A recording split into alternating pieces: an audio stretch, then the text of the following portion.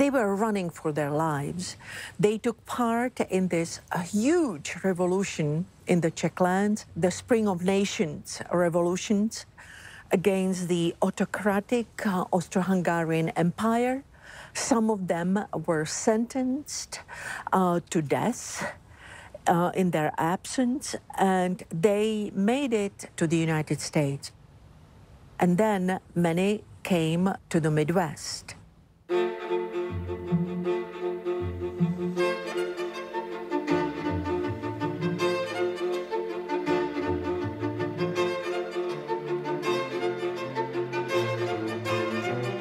When the Czechs came to the United States, they would land probably in New York or Philadelphia or even Baltimore. Then they would take a railroad into the city of Chicago.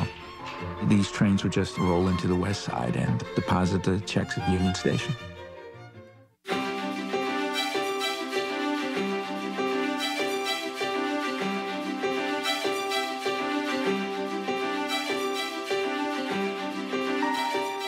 Chicago is an explosive city in the 1840s and 1850s. In fact, throughout the 19th century, it's what we call a shock city. It sort of grows overnight.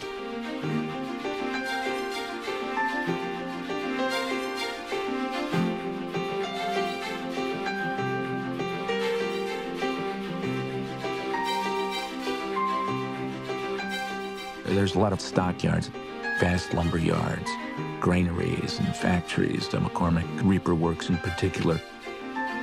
It was very much a seaport. Early sketches will show the masts of ships.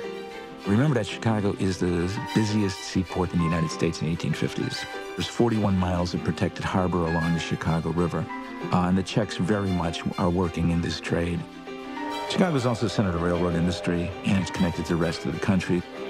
All of this acts as a magnet for people to come to the city of Chicago.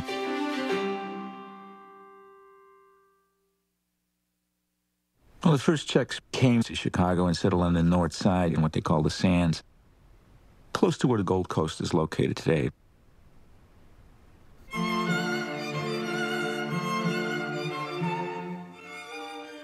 They were coming here because they were looking for a better life.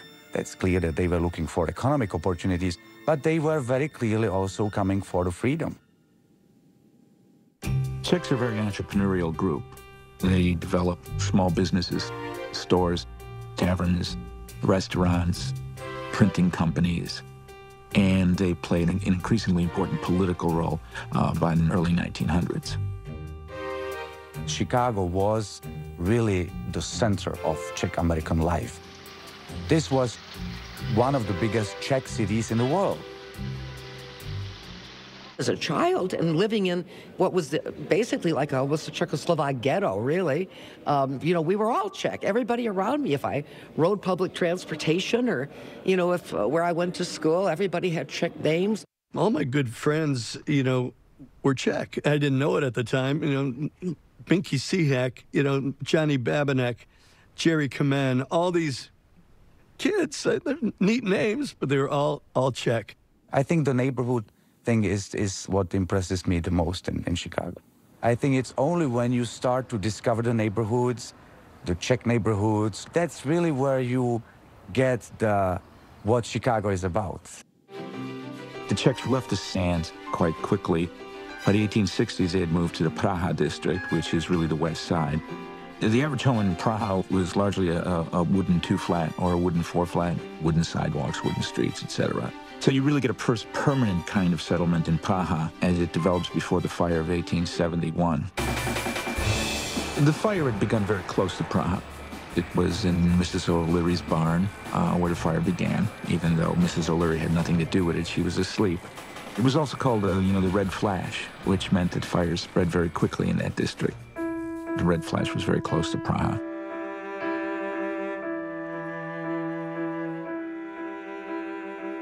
Praha, of course, was stunned by this.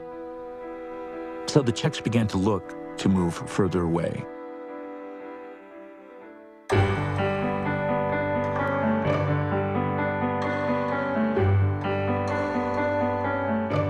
The Austro-Hungarian Empire evolved in the Middle Ages and hit its high point sometime in the 1800s. But indeed, the Czechs were the sort of poor man out in the empire. The Czechs were sort of left out of the situation. And over a good deal of time, the resentment began to build. So there's this tradition of dissension in the Czech lands that goes back to Jan Hus in the Middle Ages, even before Luther. And so this feeling of rebellion was always there. The Czechs that came to Chicago were a very diverse group and sometimes very controversially factious. They always say if you put 2 Czechs in a room, you'll end up with 3 clubs.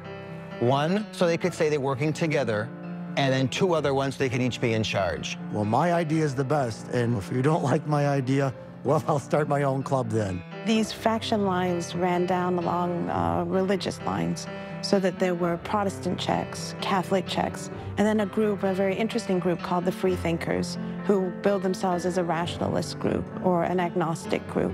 Protestants were defeated in 1620. They had to either leave or they had to go underground. So it was 2 centuries of lying, of pretending to be good Catholics. And suddenly that emigration came to the United States and there was no need for pretension. Growing up as a child in my house and also going to Czech school, there was a portrait on the wall of Jan Hus.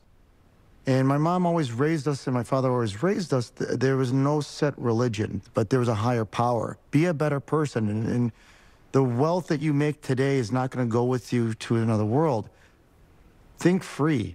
By 1880, during the big wave of Czech immigration to Chicago, free thinkers were more numerous than any other Christian group or denomination combined. When you speak of religion, you know, it's a very hot topic, especially in Chicago. Matter of fact, I know one of my so-called sisters' grandmas sent a letter to the Pope himself stating, you know, I am no longer a Catholic. I do not want anything to do with the Catholic religion. I am an American now, and I am allowed to think for myself. The free thinkers were extremely anti-Catholic, especially in their ideology. In fact, they were so separate that they built their own cemetery to be buried in a non-Catholic place, the Bohemian National Cemetery on the north side. They bought this area, and it was a distance from the Czech community. A lot of people complained that it was hard to get to, and when you did, using a streetcar, it took forever to get there. Bohemian National began as a protest movement. Starting pretty much 1848, 49, that big wave coming in, many of those who came here were, shall we say, a little on the radical side, definitely very independent and very liberal.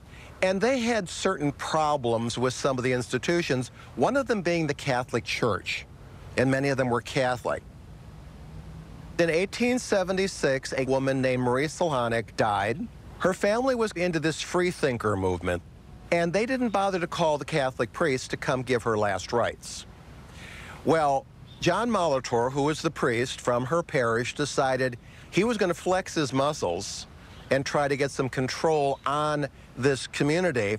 So Molitor refused to allow her to be buried in the Bohemian Polish Catholic Cemetery. Her family was upset, obviously, and the rest of the community went up into a rage. They said, finally, we've had it. We are very tired of the priests controlling things.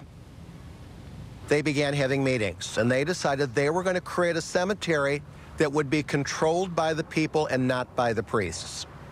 They bought property out here in the suburbs of Chicago and began burying here, and this was the great protest movement. And one of the great of the freethinkers was a man named Vladimir Klesel. Now, Klesel was a very active philosopher, very active agitator for the freethinker movement, so much so that the country of Bohemia expelled him. He ended up having to go to Iowa.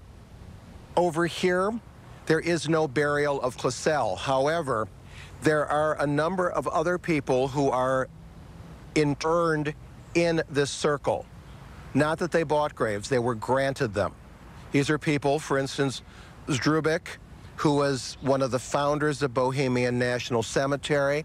and after his death, they decided he should be here. In 1893, on the edge of Maxwell Street, Czech and Slovak Jews founded the Reform Congregation of B'nai Yeshua. They wanted to worship near their small stores and homes in the Bohemian neighborhood of Plzeň. The temple also established a congregational cemetery, Zion Gardens, which is still operating today. And buried there is Henry Horner II, who was Illinois' first Jewish governor, elected in 1933. In 1842, his grandfather, Henry Horner I, was one of the first Czech settlers in Chicago. There was a long tradition of just the opposite of anti-Semitism in the Czech lands. The Czech Jews tended to not feel that the Czechs were as hostile as the Germans or the Poles or the Russians. The Rauscher heritage goes way back to the 1800s, including great-grandparents and my grandparents who lived in Oscholin, Czechoslovakia, which was part of the Sudetenland. The townspeople and the Rauschers and the Jewish community all got along very, very well, very comfortable. But as things started to change in Europe in the early 1930s, so did the feeling in all of Europe, including Oscholin. And the Nazis did have some operatives in the Sudetenland making life miserable for the Jewish community after Kristallnacht, at which time my father knew it was time to get out. They then went to Manila, where they all lived to 1940 until they immigrated to the United States and arrived in Chicago to meet with their sponsors. My father secured a job as a floor salesman for Lurie Brothers. He worked there for several years until he bought the store. They catered specifically to the Bohemian community. He spoke Czech. Some of his employees were Czech, and they spoke Bohemian. So growing up in Berwyn was a unique experience, being in a small minority of Jewish people. And as we got a little bit older, there was some anti-Semitism comments that were very uncomfortable for my brother and I. So this Torah belonged to the Pinkas Synagogue, the second oldest synagogue in Prague, dating back to the 15th century. When the Germans occupied Czechoslovakia in 1938, they plundered all of the country's synagogues and stored the artifacts in a warehouse. After the war, the scrolls made their way to England and then were distributed all around the world. And we're very, very fortunate to have one of these Czech scrolls here at Beth Emmet in Evanston.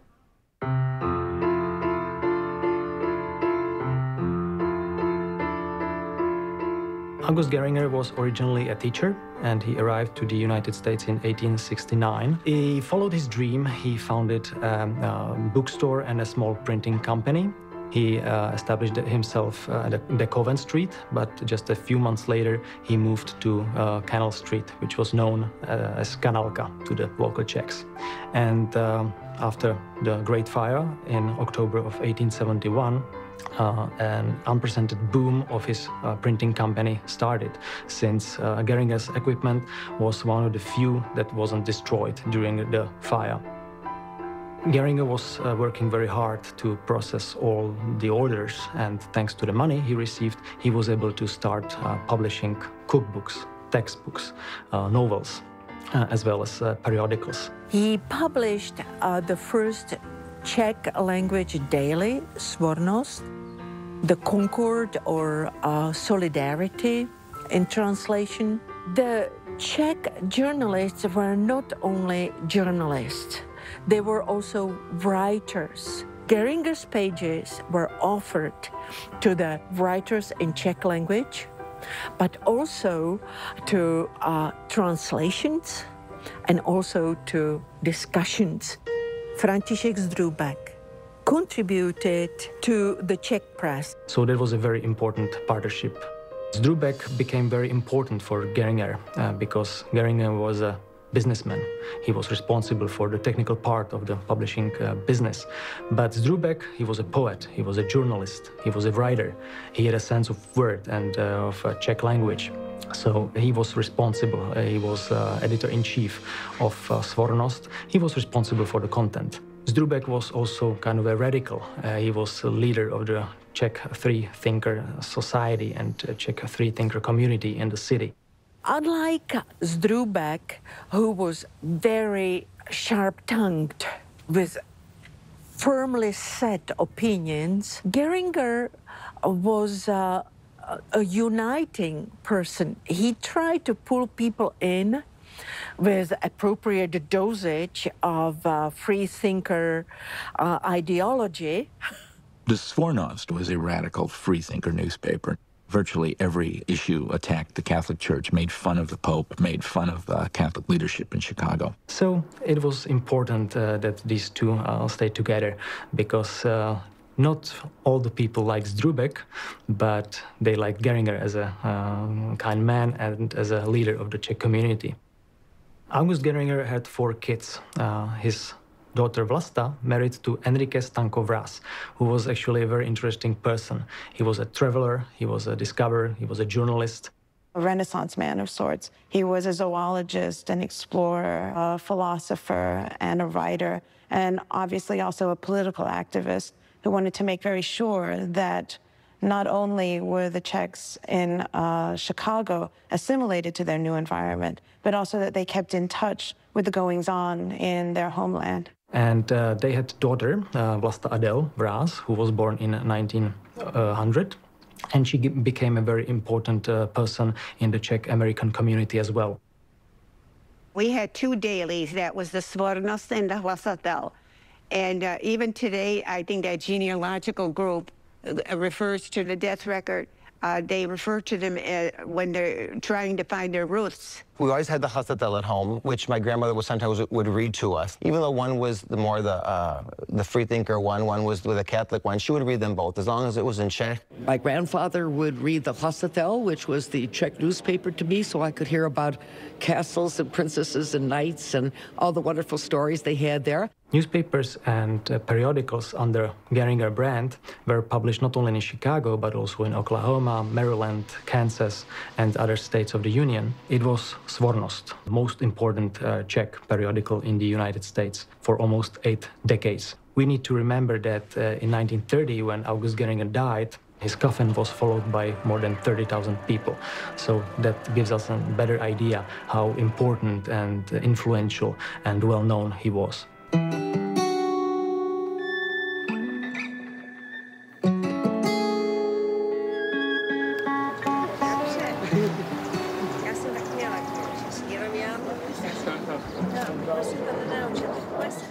Good friends. I am delighted to be in Chicago. I lived here at a certain time. It is wonderful. I know about the great strength of this community, and I have to say that nothing makes me prouder than to be a Czech American. Talking about Czech women in the Czech lands, and also Czech women as they came to the United States as a part of the immigration. Everybody had to work and bring in some money. And so the daughters, the wives were cleaning ladies, washwomen. That gave them a feeling of supporters of the family. They became equal to the males. 96% of them could read and write, which at that time was really above any other group, which means that those women were reading books to their children. Božena Němcová, who was a writer in the Czech language, she wrote her famous work, Granny or Grandmother, Babička, which espoused the role of the woman, Czech woman, as the nurturer of the family, the teacher of the Czech language and the transmitter of the Czech culture. So this woman, whose book was, beside the Bible, the most frequently brought in the suitcases of the Czech immigrants, in the very sparse space they had in the suitcase, they found space for the grandmother book. In Chicago, a big event happened, and that was 1893. There was the big exhibition. And within the pavilions, there was also a pavilion for women. And the women of Chicago asked one of the Czech Chicagoans, Josefa Humpal-Zeman, to have a lecture. There, they exchanged ideas of the ženské listy, which were already published in the Czech lands. They decided that it was time to start to publish similar periodical in Czech on the American soil, and to start it in Chicago. And so by 1894, Josefa issued the first sample of the ženské listy, the female or women's sheets. She hired about 50 women who were sending this periodical all over the United States and Canada. The women whom she took in learned how to be typesetters, how to be proofreaders. They got not female salaries, but male salaries. She was attacked by Zdrubek, were not appreciated by Geringer, and actually she left at the beginning of the 20th century, 1901, for the Czech lands. She was so disgusted by the incessant attacks from the other Czech press. But it continued by this journalistic collective and attracted other thinkers to join their midst. Josefa was also a friend of Alice Masaryk. Alice Masaryk was the eldest daughter of two feminists. Her mother, Charlotte, and her father, Thomas Masaryk. She was a writer, philosopher, and sociologist. When she came to Chicago, she befriended the female society sisterhood around Hull House and also around the University of Chicago. Jane Addams in the Hull House, it was not only social work, there was also space for artists, painters, performers. So all this situation going back to Hull House was to ease the transition of emigres from the cultural life in Europe into American culture, which was started by Jane Addams and her collaborators. Vlasta Vráz is a third-generation American. Her grandfather was the publisher of Czech Daily in Chicago, Svornost. Vlasta, the granddaughter, didn't marry, but her mother married this interesting world traveler, Enrico Vráz. Vlasta moved with her family to Prague, where she became very closely tied to the Masaryk family.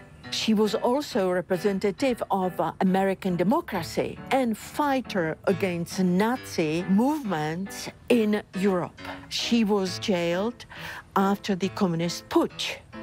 It was under the personal intervention by Eleanor Roosevelt that she was released from the communist jail.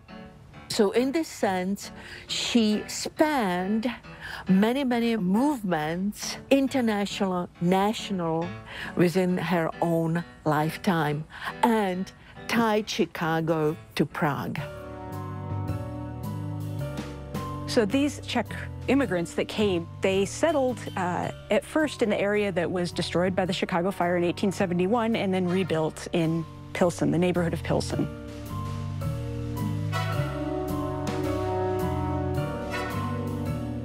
There were also a number of brewers who came over, and those who settled in Chicago, they actually had worked in the famous breweries in the town of Pilsen in the Czech lands. The Pilsen Inn was located in 18th Street, and so they began to just say, we're going down to Pilsen, which meant we were going to this tavern, and that's how the neighborhood eventually developed. So in this area, they built a whole new community in Pilsen. Catholics, freethinkers, once again, and Hussites or Protestants are also coming into Pilsen. The Czechs predominated, but there were also Poles, Serbians, there were Jews, Czech Jews, but also other East European Jews. There was Lithuanians. The Czechs attempted to build a complete ethnic community, that is one that is economically stable and families are stable and institutionally stable community, so that you could actually move sort of from birth to death in a Czech atmosphere. All the businesses said Czech is spoken here. I heard it all around me, and I thought Czechoslovakia had to be the biggest country in the whole world.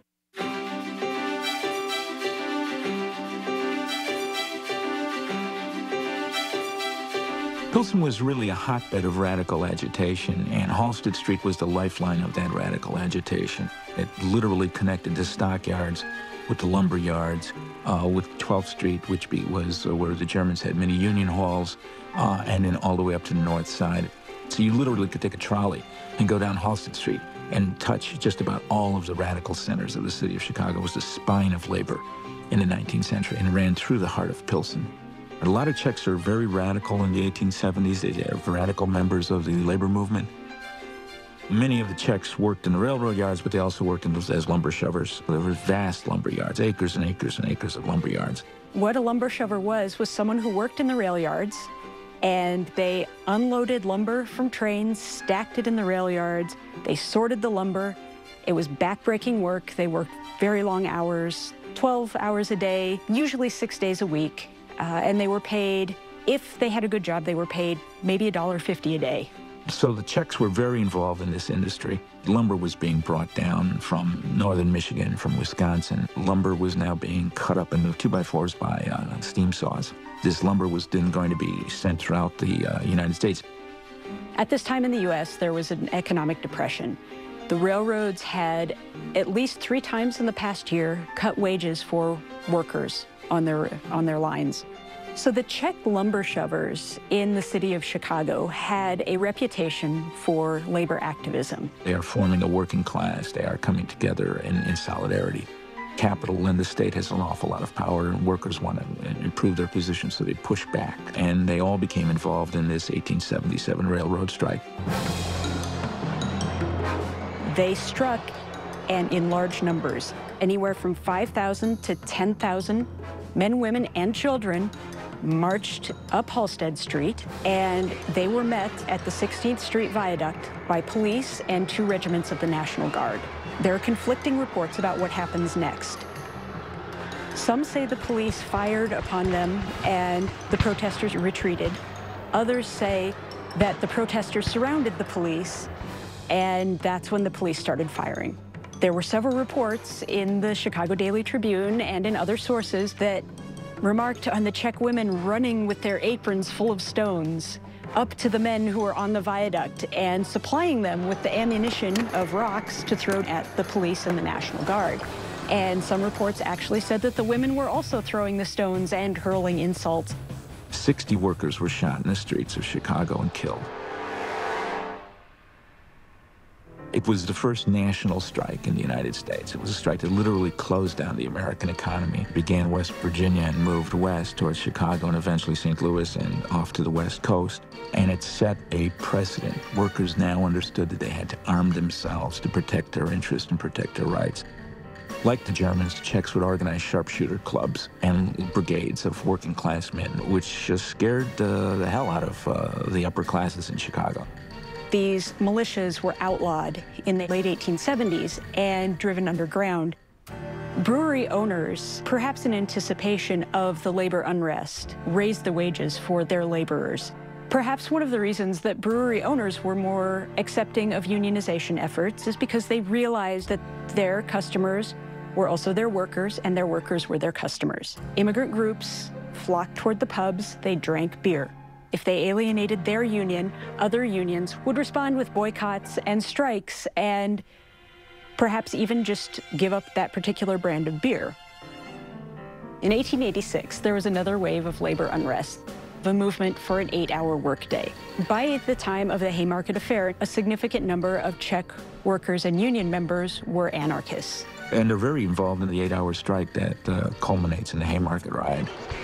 May 4th, 1886, the historic Haymarket Affair, where a bomb was thrown at the ranks of police, resulting in a number of deaths of policemen, and in a lengthy trial after which 4 so-called conspirators were executed.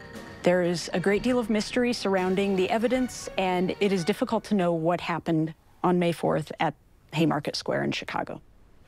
So Czechs at this point are seen as the other, as a radical group, as part of this sort of 1848 revolutionary tradition that brings really eventually socialism and anarchism and those kinds of discussions. This is especially true among the free thinkers rather than among the Catholics. It's safe to say that these actions brought attention to the plight of the working class in Chicago and across the nation. In the long run, these actions also resulted in greater unionization efforts, which in turn helped protect the workers from dangerous working conditions, help them win better wages, shorter work days, and also workers' compensation and other benefits. Eventually, the Czechs will become masters of politics, and especially of democratic politics in the city.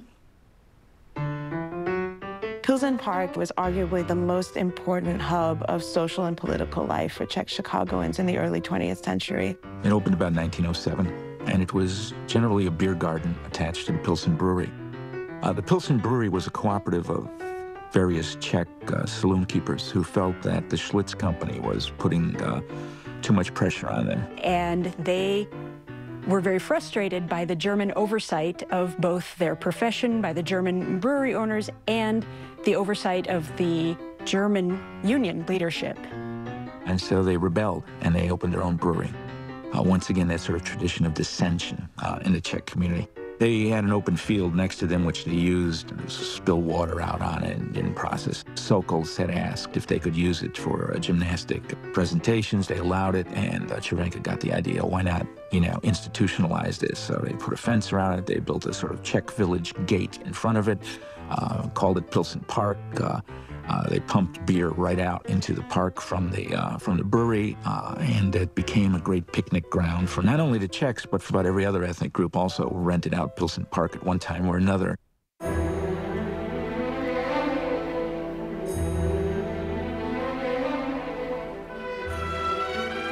Chicago really played a very important role in the birth of independent Czechoslovakia. And again, this is a story that is not necessarily well known on both sides of the Atlantic.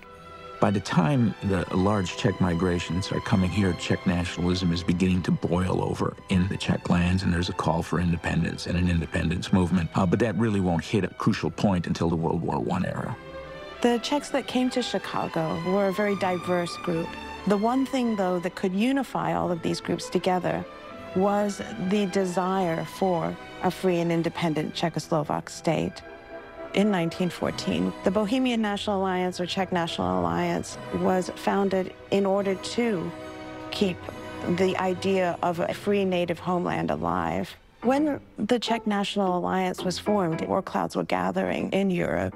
With the assassination of Archduke Franz Ferdinand, the Czechs in Chicago were fully aware that imminent was going to be a declaration of war against Serbia by the Austrians. Several Czech intellectuals who had basically left the Austro-Hungarian Empire because they were blacklisted and were unable to find jobs. They were journalists, writers, university professors. And they decided that if the Austrian army invaded, they would have a rally at Pilsen Park. They contacted the Pilsen Brewery Company. Pilsen Brewery Company was sure. And in 1914, the Austro-Hungarian troops crossed the border and invaded Serbia, and World War I began. And there was a true sense that the Czechs could free themselves, given the war. So the Czechs rallied at Pilsen Park, at Pilsen Pavilion, and staged a protest. They figured they would attract a few hundred people. They attracted about 8,000 people. As the crowd assembled in the auditorium, they noticed two symbols, two crests on the ceiling. There was a two-headed black eagle. That's pretty much a Habsburg eagle. The crowd sees these symbols and they begin to scream, you know, pull the birds down. So the Czech Sokol make a human pyramid. You know, they sort of hop, and they just build this human pyramid, and they climb up to the top of the ceilings. They pull down these shields. They throw them down. The Czechs, being a very orderly people, placed them in the center of the hall, and then get in line so they can wipe their feet on them. This detested image of Austro-Hungarian oppression, saying death to Austria. And then the crowd finally settles down, and the meeting takes place. It's been said also that there were spies sent by the Austrian council that night, and that these spies reported back on who were the most vociferous in the group, and wrote down their names in a little black book, sent it back to the council, and that the council had this information in their pocket. In addition to the vital importance of the Czech Chicago community were the efforts of one Charles Crane, a Chicago industrialist, but he was also a world traveler, and he had designs on diplomacy and ambassadorship, and became very interested in what he believed were the exotic regions of the world, one of these being Central Europe. In 1896, he met a man named Tomáš Garrigue Masaryk. He was an incredibly charismatic individual who drew people to him. His father was a Slovak and his mother a Moravian. So in a very true sense, he was a uniting Czechoslovak leader. Crane at that time took the opportunity to invite Masaryk, who was by then a professor, to come and give a series of lectures at the University of Chicago that Crane had sponsored. Masaryk agreed very happily and came to the University of Chicago in 1902 and gave a series of very influential lectures about the place of Czechoslovakia in the greater world. The very rich Crane family here from Chicago played a very important role. First, on the political level, there were the people who actually paved the way for Masaryk to meet President Wilson, but also on a very private level. They introduced Tomáš Masaryk to his future wife. He was a man very much ahead of his time in terms of advocacy of women's rights. In fact, so much so that he took his wife's maiden name as his middle name. So Charlotte Garrigue, the name Garrigue became the middle name for Tomáš Garrigue Masaryk. Masaryk served in the Austrian parliament, where fervor in him grew and grew for the plight of small nations and the plight of his own small nation. At the start of World War I, Masaryk was forced to go into exile. He went along with his daughter. During Masaryk's time in exile, he attempted with a good deal of passion to have the exiled government recognized by all the nations of the world. He traveled to the U.S. on a grand tour, stopping in Chicago, and was met by a crowd of, some estimate, almost 200,000 individuals. Founder of Czech Republic, Tomáš Masaryk waves to Chicago crowds that honor him. It's May 1918, and by acclamation, Masaryk was soon to become Czechoslovakia's first president. He started here, then he ended up in Washington, where after a few months, he was successful in meeting President Wilson and gaining his support for Czechoslovakia. All of these efforts of the Czech Chicagoans paid off when on October 28, 1918, an independent Czechoslovak state was declared, and Tomáš Garrigue Masaryk was elected the first president of a free Czechoslovakia. He was not just a politician. He was clearly a thinker. He was a man who took stances on many questions of his time. He became a myth himself, but he was a myth breaker. I think it would be no exaggeration to say that without the support and sacrifices of Czech Chicagoans, that a sovereign and free, independent Czechoslovak state in Europe would not have come to fruition.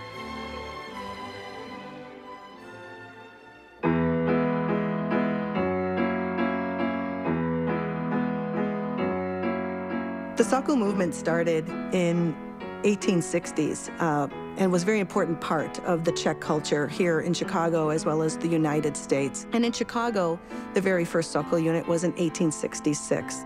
This philosophy from the immigrants that came, they felt that they needed a community place for them to join together and socialize and do exercise. And that falls into exactly what the philosophy and goals are of the Sokol movement. Miroslav Tirš was the founder of the Sokol idea.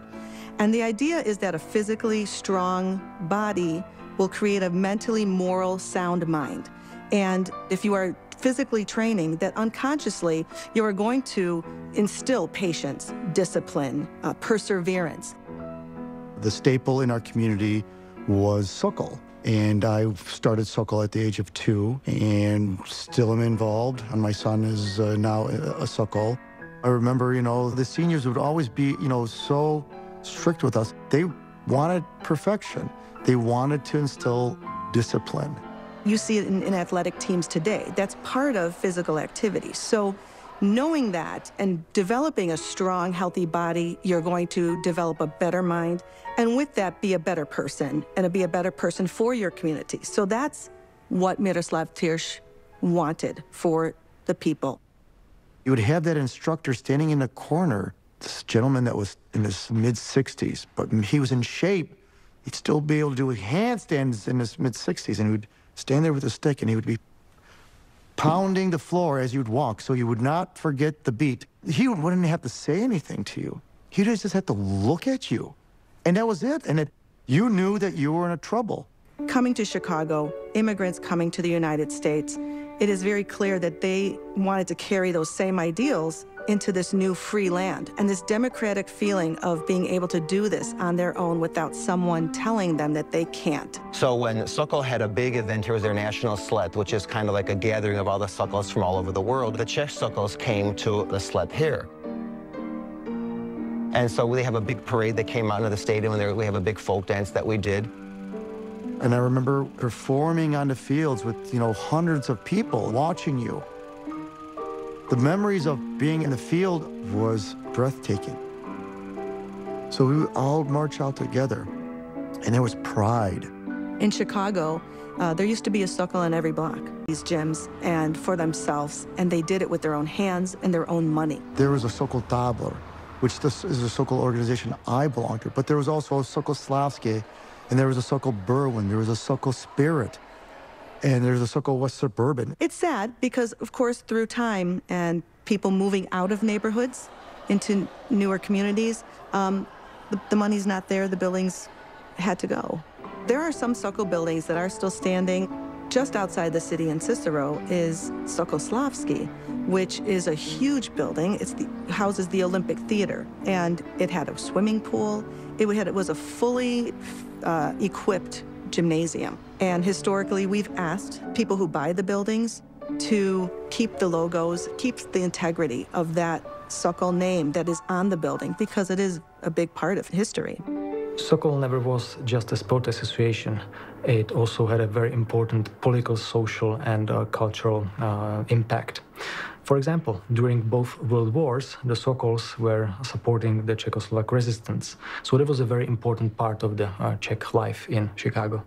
It's not going to ever go away, because the goals and the reason why Sokol exists is something that's always needed.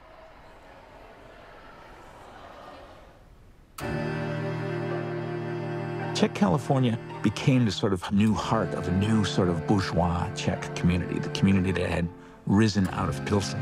So there was a general outward movement. What you see with all ethnic groups in Chicago is that they usually start in the center of the city, in a sort of core around the loop, and then move outward. For the Czechs, Czech California was an upwardly mobile movement. It was moving away from the sort of crowded tenement apartment buildings of Pilsen to single-family, standalone, middle-class housing. I lived most of my life in the Česká California.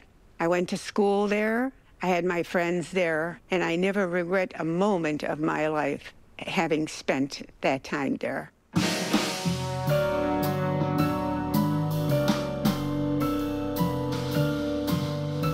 There's an interesting picture in a Czech yearbook that shows row after row of bungalows, and it says Český bungalov on the bottom, Czech bungalows.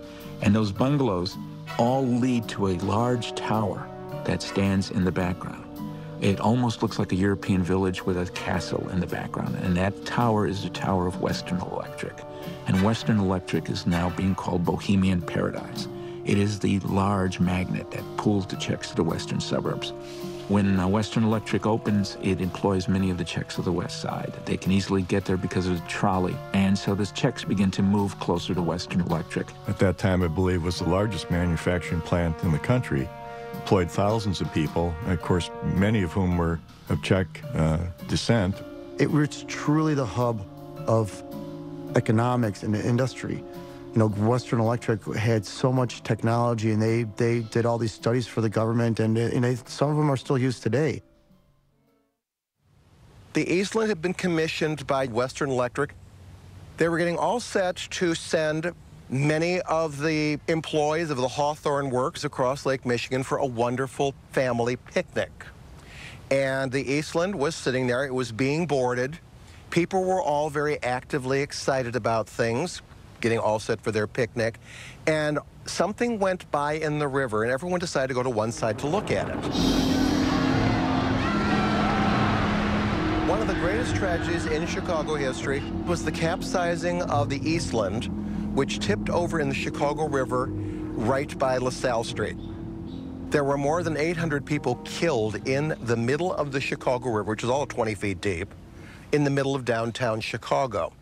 I will admit, this is one section that can depress me because we are in a section of many, many young people who were killed tragically in the Eastland. This monument is of George and Josie Sindelar and their 5 children.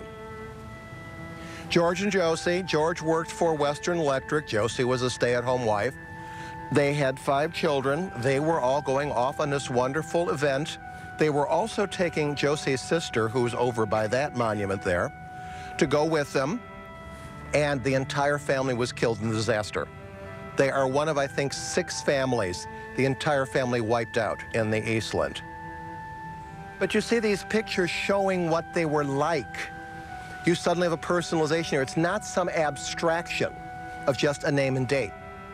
Age 19, yeah, but when you suddenly see kids like this and you see what they looked like, you realize the loss that was there. And throughout the cemetery, you will find many of these monuments with pictures of the people who were buried here. We were just finished World War I. The 20s were here. The economy was booming. The towns of Cicero and Berwyn were largely undeveloped at that point. Most of the housing stock that's there today was built during the 1920s. And as they moved further into Cicero and into Berwyn, they climbed higher on the sort of mobility pattern.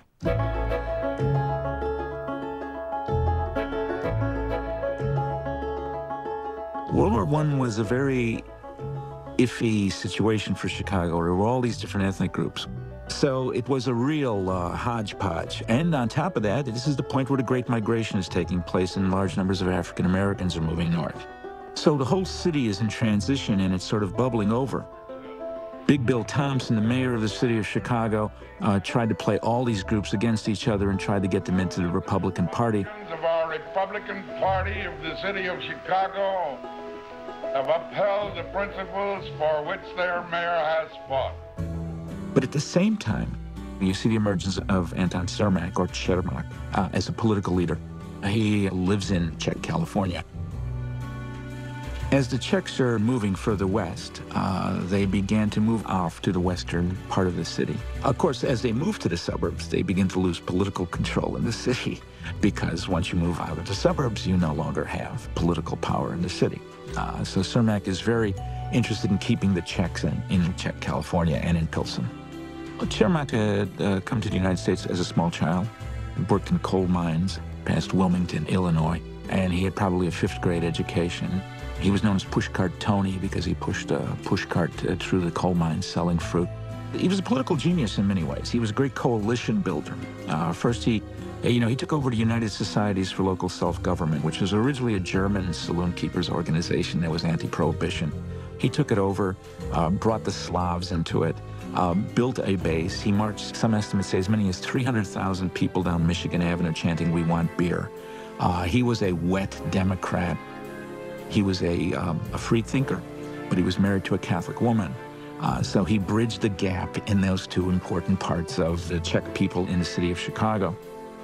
Čermák was very aware that there was anti-immigrant prejudice in the United States. He was very aware that there was particular anti-new immigrant, that is, the immigrants from Eastern and Southern Europe.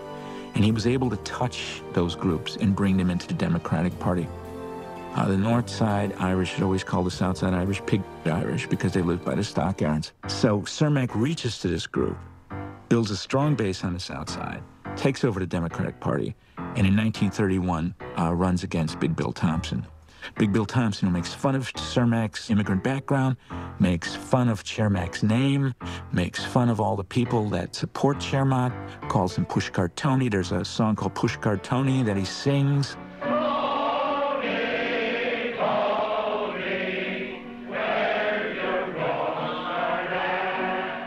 And he loses by a tremendous amount of votes. The working class of Chicago swung behind Čermák and made him mayor.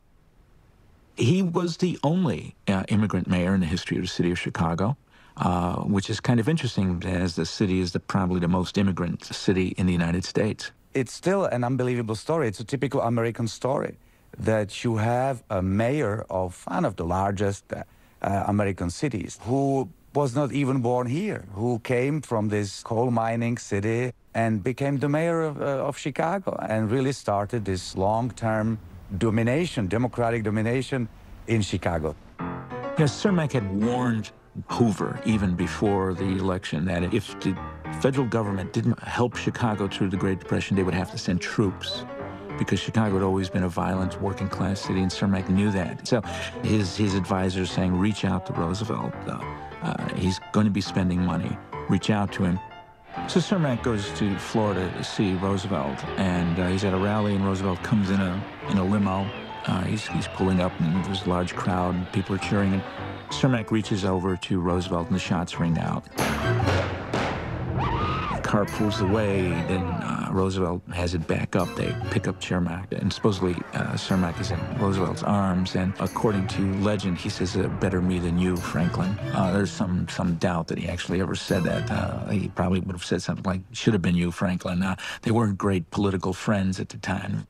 There's some controversy over whether or not the bullet was aimed at Čermák or Roosevelt, but it's pretty much conclusive that it was a crazed assassin that was shooting at Roosevelt. And in the background loomed the Miami jail, where the assassin Zangaras sat indifferent to the suffering he had caused, as his victim was placed aboard a special train for the sad homeward journey. What Čermák did, of course, was give birth to the Democratic machine. He was partly the George Washington of the Democratic machine. City, state, and nation joined to honor Mayor Čermák, with thousands of Chicagoans braving the bitter cold to pay a touching tribute as the cortege proceeded to the stadium. Čermák was truly a popular mayor. The outpouring of affection for him at the parade was substantial. And every once in a while, you will still have someone who remembers having been here for the service, and it was a major event. There has not been a Republican mayor since 1931 in the city of Chicago. Mayor Daley learned at the feet of Anton Čermák.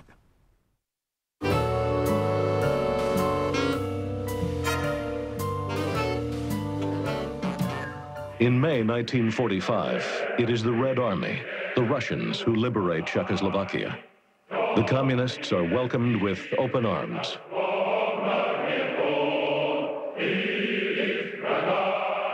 The Red Army leaves Czechoslovakia, but the Communist Party remains a large minority faction in the chaotic post-war parliament and cabinet. By February 1948, without calling in troops, without firing a shot, the Moscow-trained communist leader Clement Gottwald stages a coup and takes over the country. 1948 is the beginning of a new era. And from this moment on, the floodgates of communist oppression began. In the communist times, there was a disconnect because individual responsibility wasn't encouraged. It was really the state knew best, and you didn't really have to think. You would just be told. Everybody of my generation and of subsequent generation has had this experience of putting on a mask in public and assessing people, you know, can you trust this person? Does he feel the same way I feel? Is he potentially a rat? Is he gonna, you know, Can I level with him or not? Kind of a split personality in that sense. I think it's deep in the Czech psyche. Before you could take elective language, you had to do well in Russian. So, and if you wanted to be a cool kid, you would have A's and B's, but you have a D in Russian because that was a sign of a little bit of a protest, you know. In the official propaganda, America was like the worst of the worst places. It was the enemy. But if the Russians hit Soviets, you know, and the Czech communists speak in such derogatory way about it, it must be really good. Plenty of politicians, academics, journalists did not hesitate to leave the country before they could be imprisoned. My father was a journalist, but he had to be very careful what he said. Our phone was wiretapped, and the communist police would come and look for some incriminating documents against my father. We tried to find a way out of communist Czechoslovakia. In late 1940s, it was complicated and dangerous to leave the country. You cannot draw any maps or anything. You cannot have any suitcases or anything. You must simply pretend that you're going out on a mushroom hunt. We just started walking through the woods, picking up mushrooms and putting them in a basket. So you had to go through the Šumava mountains. It was very complicated, it was difficult, but if you were lucky, you could have made it. And we were, of course, very scared that the communist patrol might catch us. The communist regime tried to punish all people who wanted to leave the workers' paradise. Afterwards, they were imprisoned and they were sentenced from 5 to 10 years. And we kept walking until we met the German border patrol. Fortunately, from there, we were sent to the refugee camp, and there we spent several months.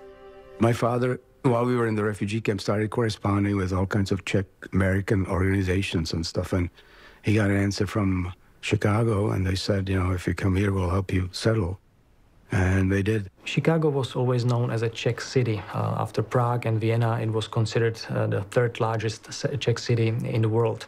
So when these newcomers arrived, it was obvious that they wanted to go to Chicago, because when you arrived to Chicago, you were able to read Czech newspapers, you were able to talk Czech, you were able to go to Czech grocery store. You know, I went back to Prague back in the 60s. And it was very repressed. And I remember going to the beautiful bridge, St. Charles Bridge. It looked so different then, just because it was, everybody was so unhappy, you know. They weren't broken, but they were repressed. In 1968, the Soviet army invaded Czechoslovak Republic. I got out of my house, and the street was lined up by the Russian tank. Now, these are tanks that were, you know, green, that had that white line alongside, which is, you know, the signature look. We knew that the Russians were not going to let this little, you know, diamond in the rough be independent. It was nonsense. But, you know, we still thought it would not be that. It would not be like a full-blown occupation.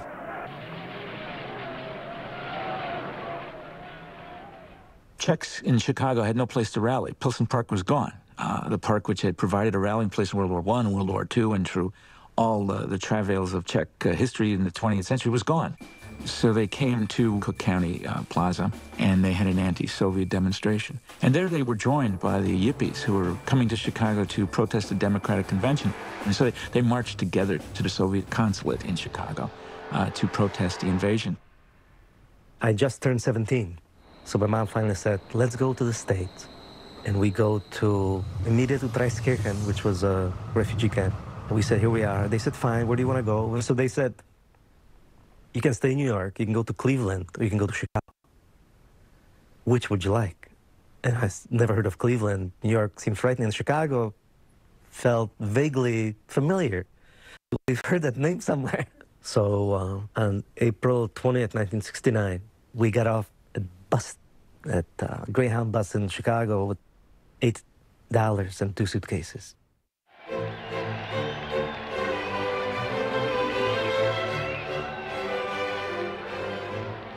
When you had the Velvet Revolution, that is so typical to me, because, and the velvet part is what is typical.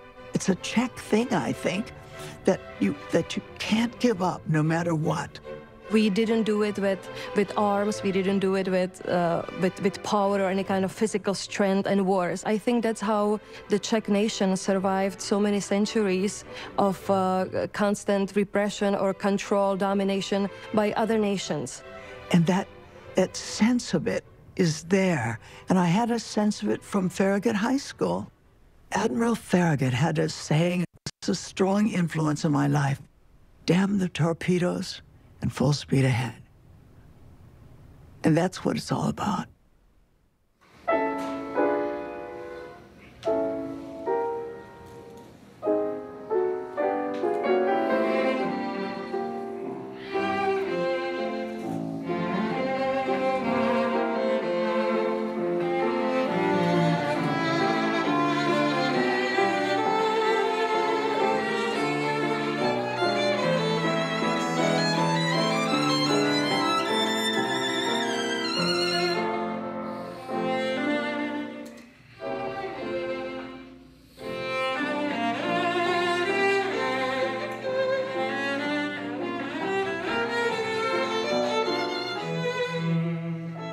So as a Czech immigrant who's lived in Chicago for quite some time, I have to say that I'm really very proud that since the very early settlers that came here, we have contributed so much to the culture and the creative spirit of this city.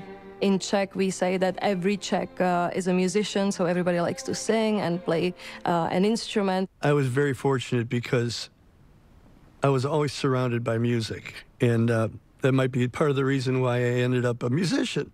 I was born and raised in Berwyn, Illinois, one of my favorite places of all time.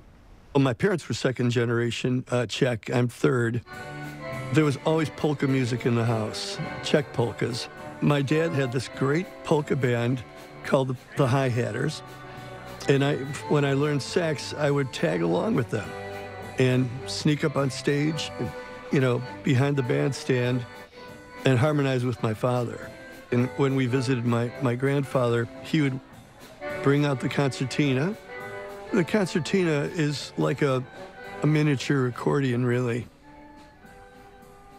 It was a song that my dad's band always played every show. This is the Blue Skirt Waltz. I dream of that night with you, lady, when first we met. We danced in a world of blue. How can my heart forget? When I came to Chicago, the Czech community had a number of music bands and the dance clubs and all that stuff, the Moravian Society. It was everything was here, except one thing, and it was a theater. We had this idea that, the theater would be actually a great thing. And Theater Bohemia was the group that we actually established. We said, let's do things for kids. Let's do the fairy tale stories. Let's do the comedies that everybody remembers from the old country.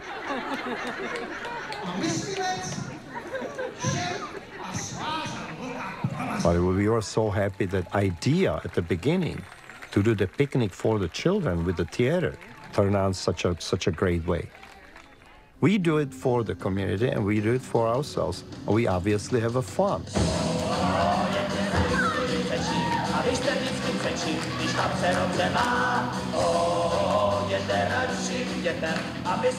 There was a lot of creative spirit in the group, and we moved on to another project, and another, and we do so till this day.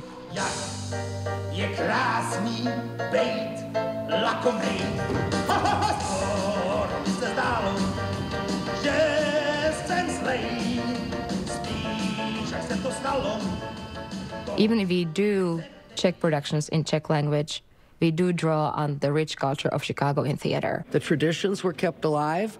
My bubby, my grandmother, took me around to all the Czech plays. In 1892, Thalia Hall was built in Pilsen neighborhood. It was designed by Czech architect John Dušek.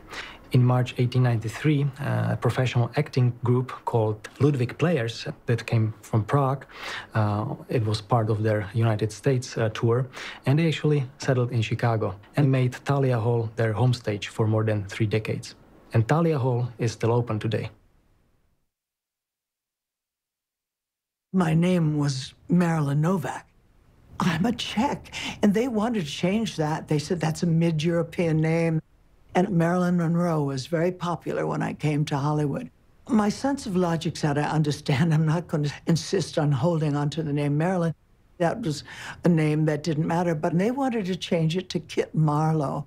Harry Cohn was a strong boss. I walked into his office. He said, how dare you tell me what your name is going to be? And I said, I'm not going to change my name. I wrote like that before. And he said, well, would you change your name? And I said, well, how about Kim? Because I didn't really care about the first name. And he said, all right, you could keep your Novak, but all right. I couldn't believe it that he allowed that, but I did. And then so I went out of there with I felt like I really won something important. One of the concepts on Apollo 13, of course, is that we took flags. We took flags because a lot of the people went to various countries, and one of the things that we like to present to dignitaries in other countries was their flag that went on board our spaceships. And I took flags on Apollo 13, but specifically I took the Czech flag because my background and my mother's side is Czech. And of course, my family is buried at the Bohemian National Cemetery here. I got into the space program, and in the ensuing years, of course, the Apollo 13 flight. Houston, we have a problem. So we sat down to write the book, Lost Moon, about Apollo 13. We had only written 1 chapter, and still at my desk, I got a call from our agent. And he said, well, we just sold your book to the movies. And I said, we haven't written it yet. And he said, no, they do it all the time. Another Czech astronaut, of course, is Gene Cernan. Now, he was the last man on the moon, Apollo 17, and he is from Chicago. And he and I got to be quite well known together. We went out together quite a bit. Albin Polášek came to Chicago to head the sculpture department at the Art Institute of Chicago, where he remained for 30 years.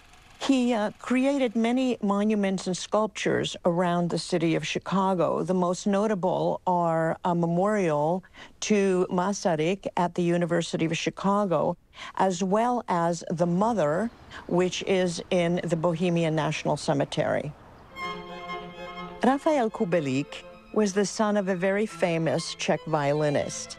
He was the conductor of the Czech Philharmonic at the age of 19. So after the communist takeover, he left Czechoslovakia and came to Chicago to become the conductor of the Chicago Symphony Orchestra. Sport is also a part of the whole Czech-American relationship. I don't know much about football, but I do know about George Halas, that he was the founder of the Chicago Bears and the NFL. Despite the nickname of the Papa Bear, George Halas was not always lovable and cuddly. In fact, he was as tough and as crafty as anyone who ever competed in the NFL. As a young college student, he had a summer job working at Western Electric. And they were scheduled one day in July to go on a company picnic on the Eastland. But for some reason, he was late, and he didn't make it on time. But by the time he got there, the Eastland had capsized. And as the story goes, when he got home, his mother said to him, say the rosary in gratitude. And you know, George, sometimes it's really okay to be late. I get a letter from Josef Škvorecký, this great Czech writer, saying that he'd read my short story and that if I had more short stories like this, he would like to publish a book. So I sat down and wrote 4 more short stories, and it became this book called Striptease Chicago. About 2 months before I arrived to the country and to Chicago, I read a book called Striptease Chicago, and I thought that it was completely exaggerated. It talked about how the Czech people here talked, how they conjugate, they add Czech endings to English words, and I thought it was completely exaggerated and impossible. They would transform any word from English to suit their needs. But the funny thing was, all Chicago Czechs understood this language. As soon as I came to Chicago, I obviously realized that everything that Jan Novák described in that book was completely true and exactly like he portrayed it. I was at work when the phone rang, and this is Miloš Forman. I came home from shopping one day. I pressed play, and all of a sudden I hear, "Hey, that's a nice answering machine you got there, Jim. Give me a call. It's Sylvester Stallone." And I go, "Yeah, right. Somebody's putting me on here." That's what every Czech writer was dreaming about, getting a call from Miloš Forman. So he read my novel, The Willie's Dream Kid. I got a wonderful review in the New York Times. He didn't have a book about him. Directors of his stature had already had a book about them. So I asked him, about if you write your autobiography, because he had a very, very dramatic life. And actually, you can, through the prism of his life, you can see the modern Czechoslovak history very clearly as well. And he said, if you think it's going to help you, let's do it. So I called the number, and I was really nervous. "Hey, Jimbo, call me Sly." "Yeah." So here's the kid from Berwyn talking to my hero, and I was just blown away. I said, "What's going on, Sly?" And he says, "Well, I got this new movie called Rocky III. Can you help me out? I want you to write a song that'll outlive you and me. Can you do that?" I said, "No problem, Sly." And we watched this incredible first 3 minutes. And you saw the trainer, Rocky's trainer going, "Rocky, you're losing the eye of the tiger. Got to keep the eye of the tiger." Ooh, rising up, back on the street. I did my time, took my chances, went the distance, and now I'm back on my feet. Just a man and his will to survive. So many times it happens too fast. You trade your passion for glory. Don't lose your grip, the eye of the past. You must fight just to keep them alive. It's the eye of the tiger, it's the thrill of the fight, rising up to the challenge of our rival.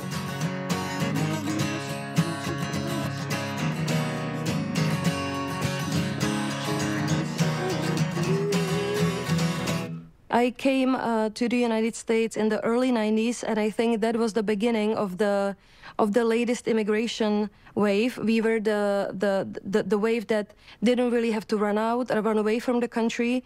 We didn't have to risk our lives crossing the border. We really came just to travel, just to see America, because for most of us, I believe America was a symbol of freedom growing up in the communist country. By the 1920s, the Czechs are moving into their third or fourth generation in the United States. So the loss of a language is part of that. Nejdřív. Pak. Potom. So there's a lot of Czech feeling amongst people, but they're losing the language. And once you lose the language, you start to lose the culture. You're getting assimilated. And then as second and third generations come along, you find that, as in most immigrant groups, people marry outside of the clan, and they don't speak the language anymore, and the customs have a tendency to wane a bit, and the neighborhood breaks up. Pilsen Park closed in 1967, and sort of the heart of Czech California disappeared. But already by 1967, Pilsen had become largely a Hispanic neighborhood, largely a Mexican-American neighborhood.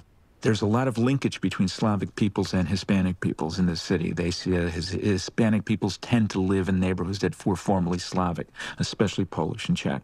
And you can see this movement from Pilsen, which is the largest Mexican immigrant population, though it's becoming a little more gentrified now. In Mexico City, one of their main avenues is named Avenida Masaryk, And so I believe that the Hispanic immigrants appreciate other immigrant cultures.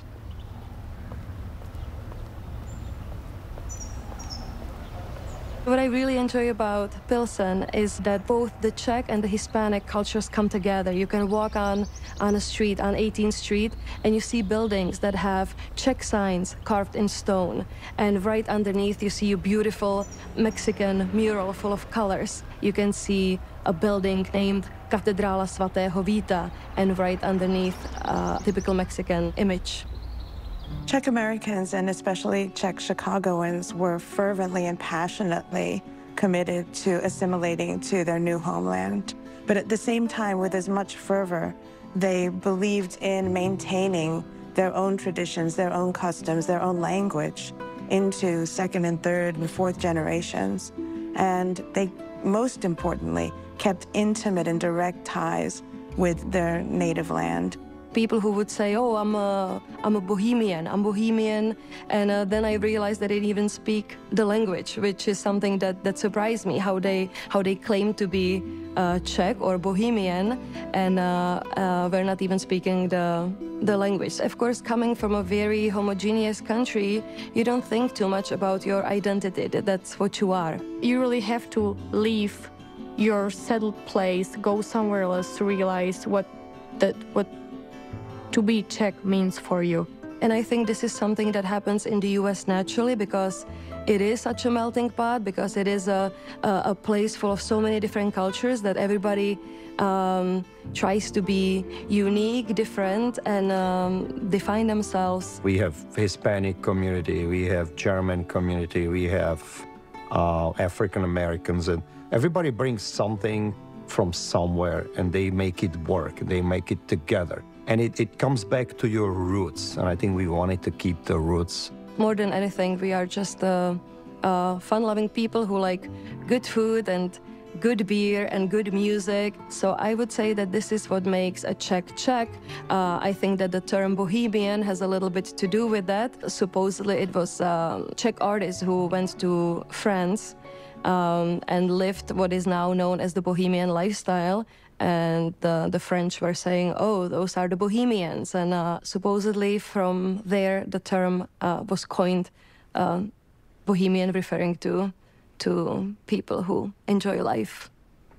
We're not maybe in the same neighborhood like my mom grew up in, but we're all over the place, as we find out when you meet people and they are very willing to talk about where they were from.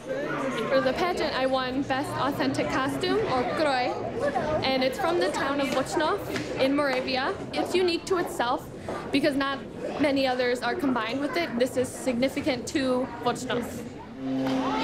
It was never a big secret. I have to say, we always wore our nationality on our sleeves. Normally they were embroidered and we had all the kroja on, so people knew right away what nationality we were. For our holidays, we celebrated kind of a little bit of both cultures in there. Christmas, of course, was a big thing.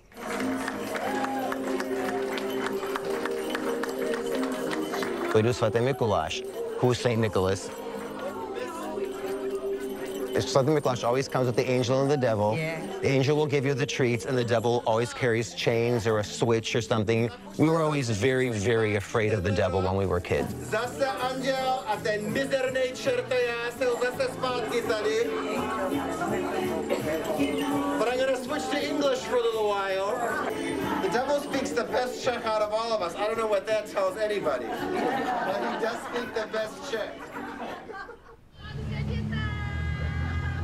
Continuing this effort to teach Czech children is the Tomáš Garrigue Masaryk School, which still exists in Chicago and is flourishing. Before I came here, I really didn't have any expectations about the job. The only thing I knew was that I'm supposed to teach in this T.G. Masaryk Czech School, and that was about it. Pánové, a myslím to vážně. Ne, dolů. Ne, Bertíku, teďka už začínáme. Hele, končí malá přestávečka a jdeme teďka všichni pracovat. Vemte si papír. Požívat jídlo kůží lepidlo a no a nas. No, říkají tady semínkové hady, tak nevíme, na co to budou používat. Ne krmidlo, jak jsme říkali, že se tomu říká. A co je třeba hladké? Poštář. Třeba liška má hladkou sleč. Jako má Berťas vlasy, nebo polštář. When I learned that the school was founded by the Bohemian freethinkers, and I'm fascinated by the Bohemian freethinkers, I felt good being part of that school, part of that organization. Ještě papriky. Přesně. Jo, to je jako cibule na spodek, ale potom to jako růstá. What we were able to do with the school in the last year and a half is quite remarkable. We are now able to bring in writers and illustrators, artists, film directors to do workshops with our children. And I believe this is something that is extremely important because the children, besides learning the language, they're also learning about the current culture, not just the history. Which is kind of nice to see that resurgence in being Czech isn't such a foreign nationality. Children will be, they can be visited by their grandparents, or they can travel over there and visit their grandparents, and that it is important that they are able to communicate with them. And grandma said, if I can speak to my grandchildren in my language, you guys will be in a big trouble. Topinka means garlic toast.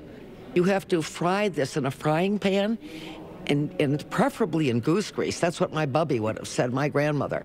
Ta naše písnička česká, ta je tak hezká, a jako na louce kytička. The song is Ta naše písnička česká.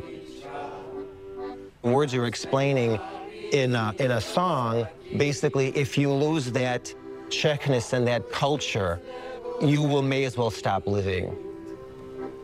Jestli nám zahyne všechno z mých pomínek, potom už nebudem žít.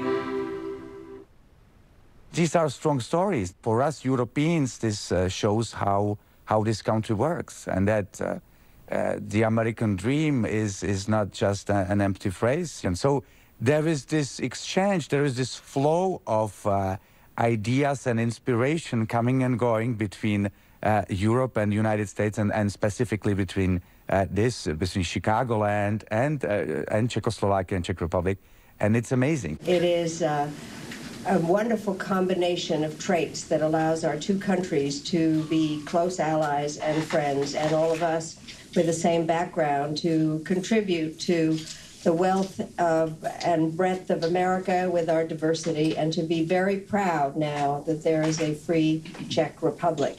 As far as my dreams and hopes for the Czech community and the future of the Czech community in Chicago, I, of course, hope that what we already have here doesn't die out, that the Bohemian National Cemetery remains the Bohemian National Cemetery, and that the T.G. Masaryk School stays here for many years to come.